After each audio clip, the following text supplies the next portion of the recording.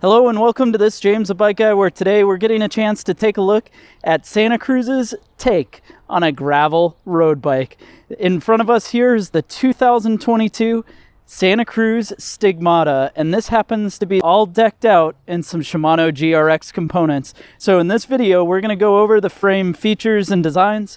We'll then do a quick run on the part spec and put it all together with what this bike actually weighs. If this kind of thing is interesting to you, I suggest you stick around and let's check out this rig together.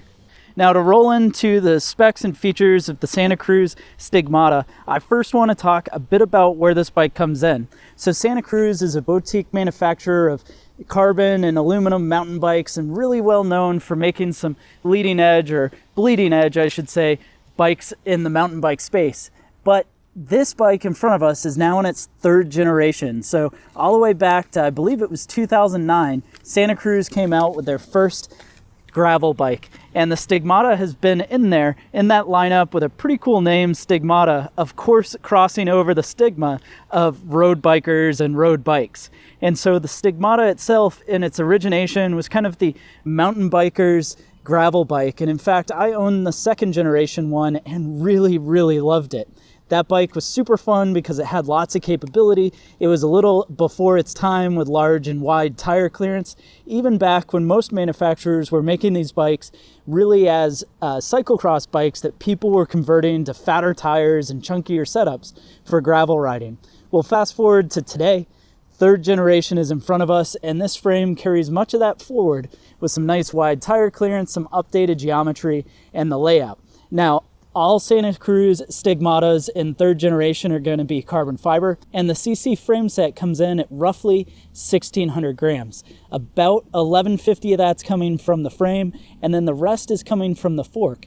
And something neat about this setup is the fork is going to come in two different offsets. Now, the offset is going to adjust the rake, and that combined with the head tube angle is going to adjust how this bike handles. In sizes 52 and 54, it's got a 50 millimeter offset, and then 56 to 60 is going to come with a 45 millimeter offset. And that's going to set up the bike with the proper geometry, and your head tube angle on this rig is 72 degrees with a seat tube angle of 73.5 degrees, and then a chainstay length of 425 millimeters.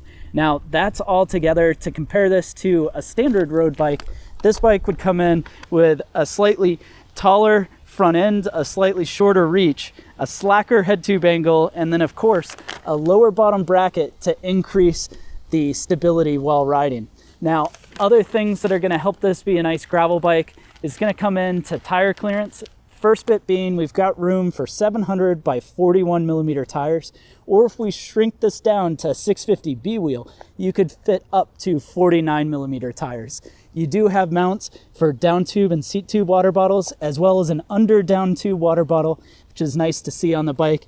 Internal cable routing, there's no mounts up top or under the top tube. And then when we go into the back, same thing here. We do have a hidden mount right here to be able to add a rack if you were to get a seat collar that had it, but it's a pretty clean setup, and that would lead me to believe this is going to be more for that performance-oriented gravel rider, maybe somebody who's doing light bike packing that can attach it all to the seat post and just use those mounts for either fenders or small racks for day trips or light adventures. So this is really not quite bleeding edge as far as gravel capability, but a good place for somebody that's wanting a gravel bike that can also double as a road bike, maybe swap in a road set of wheels. This would still perform and ride nicely and fall in line with that Stigmata name that's on the top tube.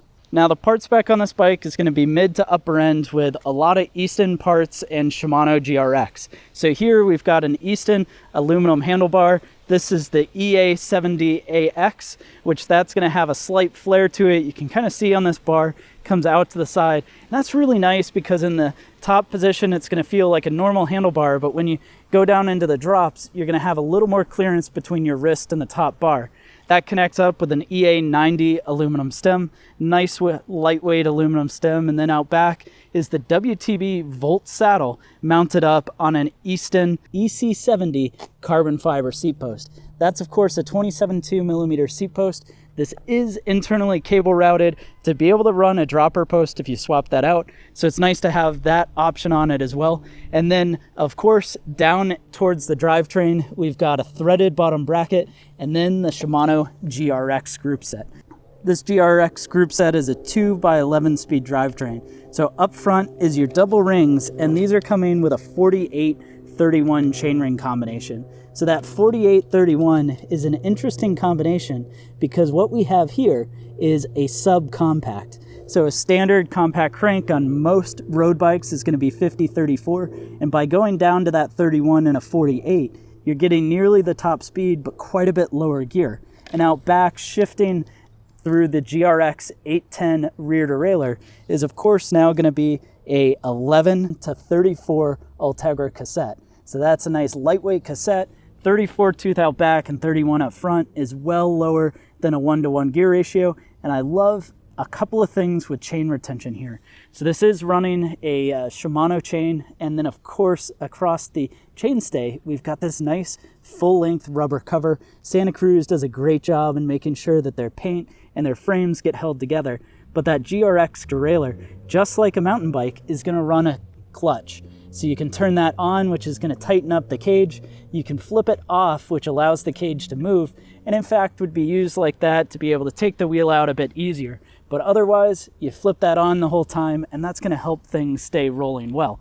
Now, into the side of rolling, we've got Maxxis Ramblers in a 700 by 40C width. And I love these tires because of the nice tread pattern to them. This has just enough grip to make it fun and playful on a dirt road or something like that, but also smooth enough that they roll pretty fast. I've had some good experience on these tires out on the road. And then the wheel set is going to be a durable and relatively lightweight wheel set with the XR 361 rims from DT Swiss.